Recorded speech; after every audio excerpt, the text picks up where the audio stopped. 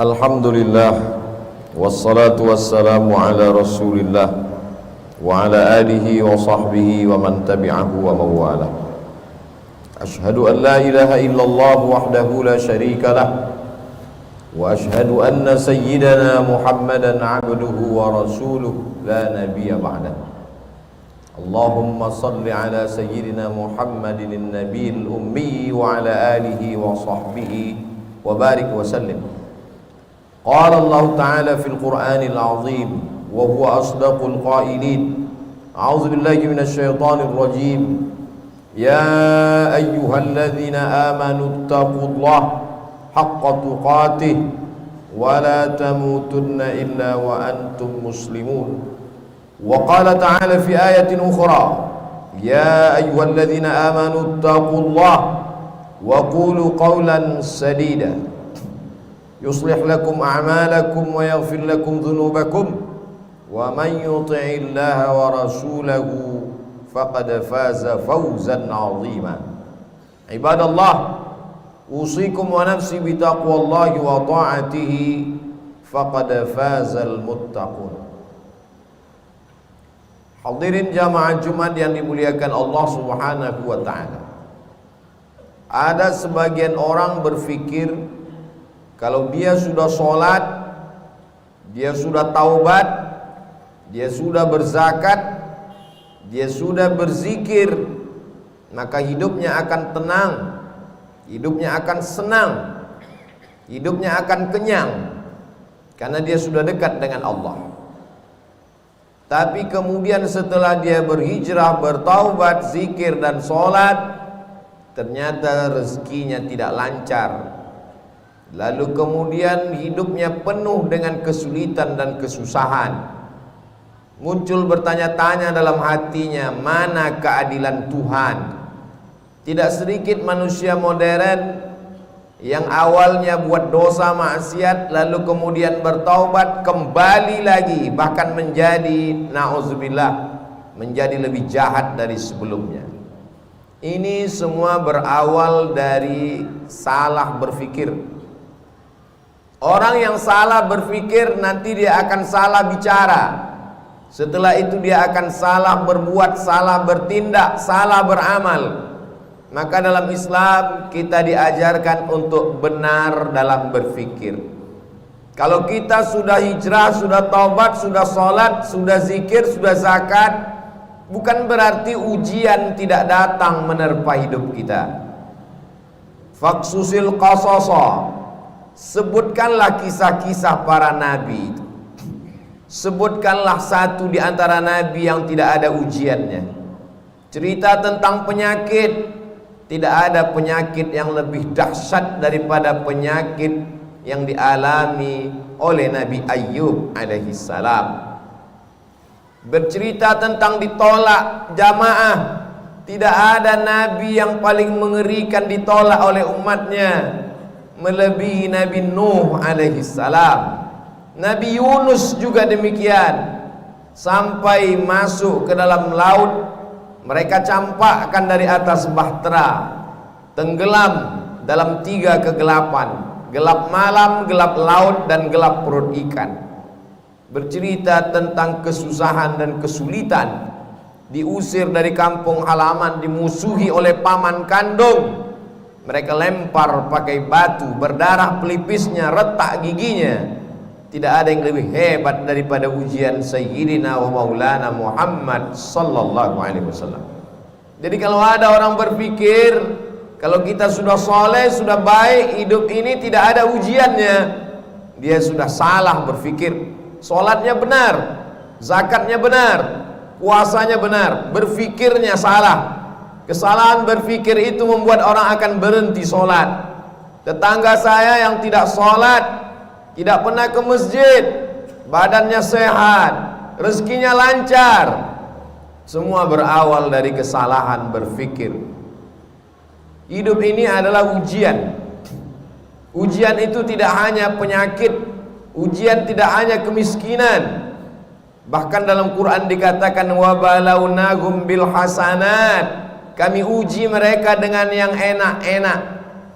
Jabatan adalah ujian, Di antara yang diuji dengan jabatan adalah Nabi Daud alaihissalam. Harta adalah ujian. Di antara nabi yang diuji dengan harta adalah Nabi Sulaiman alaihissalam. Kebagusan paras rupa yang ganteng juga adalah ujian. Di antara nabi yang diuji dengan paras rupa yang ganteng itu adalah Nabi Yusuf alaihissalam. Jadi ujian itu ada kalanya datang dalam bentuk kenikmatan, tapi ada juga ujian itu dalam penyakit, kemiskinan, kesusahan, kemelaratan. Maka kalau kita pahami dengan baik, semuanya adalah ujian. Yang lulus siapa? Yang lulus adalah orang kaya yang bisa menggunakan hartanya untuk menolong agama Allah. Yang lurus adalah orang yang punya kuasa, tapi sehari dipakai untuk berpuasa, sehari dipakai untuk makan. Itulah dia Nabi Daud. Ahabbus shaum ilallah shaumi Daud. Puasa yang paling disukai Allah, puasa Nabi Daud. Mengapa demikian? Walaupun dia berkuasa, tapi harinya dia bagi. Yasumu yauman, sehari dia berpuasa. Wa yuftiru yauman, sehari dia makan. Sehari dia pakai untuk mengingat Allah, sehari dia pakai untuk mengatur rakyatnya, dan mengatur rakyat itu juga dapat pahala dari Allah Subhanahu wa ta'ala. Jadi kalau kita berpahaman, berpikiran benar, insya Allah apapun yang datang kepada kita, kita anggap sebagai ujian. Datang senang, ujian. Datang susah, ujian. Datang harta, ujian. Datang miskin juga ujian. Orang yang berharta lulus ketika harta itu tidak sampai ke dalam hatinya, hanya sampai di tapak tangannya. Dia hanya menerima, setelah itu dia kasih kembali. Terima kasih.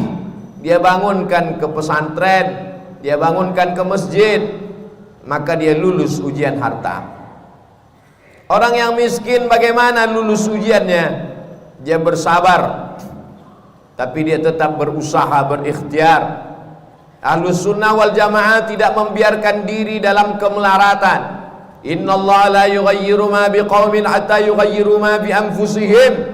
Allah tidak merubah suatu kaum sampai mereka berusaha untuk merubah diri mereka sendiri. Gunakan potensi yang ada pada diri, jalin silaturahim, buka usaha. Tetap tidak datang keuntungan, berarti sudah ditakdirkan Allah untuk bersabar.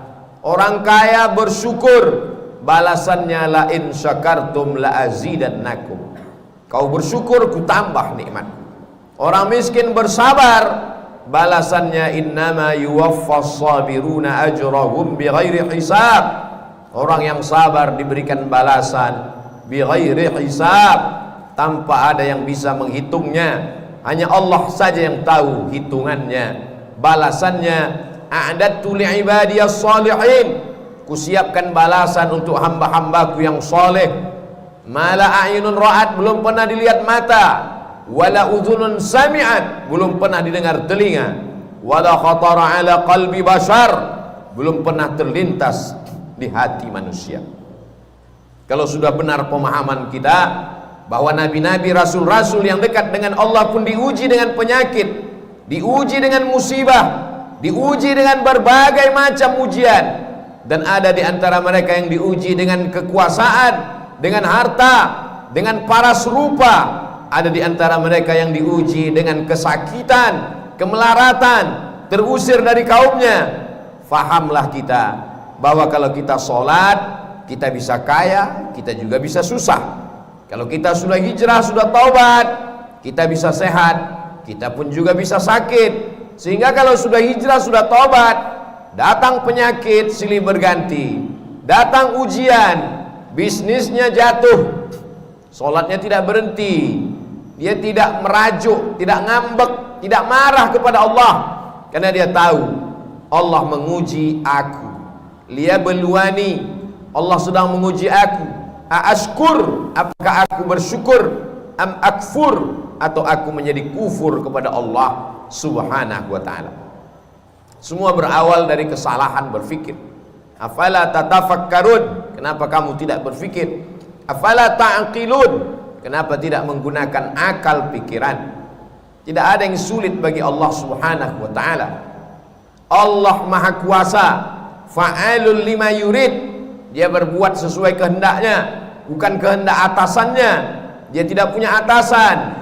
Wa huwa ala kulli syai'in qadir. Dia Maha Kuasa atas segala sesuatu. Tidak ada yang menguasainya. Tidak ada yang perlu membutuhkan proses waktu bagi Allah. Innama amruhu idza arada syai'an ay yaqula lahu kun fayakun. Maka ketika Nabi Ayyub alaihissalam makin parah penyakitnya, dia tidak mengeluh kepada Allah. Dia tidak mengatakan aku ini nabi, kenapa aku bisa sakit? Dia hanya berkata, Rabbi anni massaniyad durru wa anta arhamur rahimin. Rabbi ya Allah, anni aku massaniyad durru, aku kena penyakit, wa anta arhamur rahimin, engkau maha penyayang di antara yang sayang. Kalau kita teliti satu persatu doa Nabi Ayyub itu, tidak ada dia minta sembuh. Rabbi ya Allah, anni sesungguhnya aku, massaniyad durru, aku kena penyakit, wa anta arhamur rahimin, engkau maha penyayang di antara yang sayang.